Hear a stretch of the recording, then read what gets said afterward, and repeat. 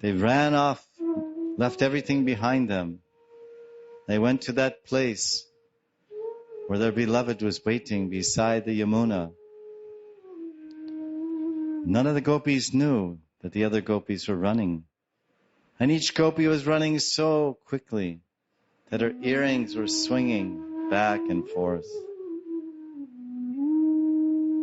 This idea that's represented here, the Brajastriya Krishna Grihita Manasa, last point of Grihita Manasa.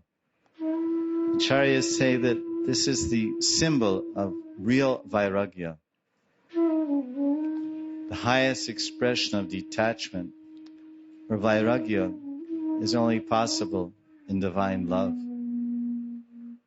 Vairagya means to give up everything, detachment, renunciation, abandon everything, leave everything behind. Vairagya, virag, no color, no attachment.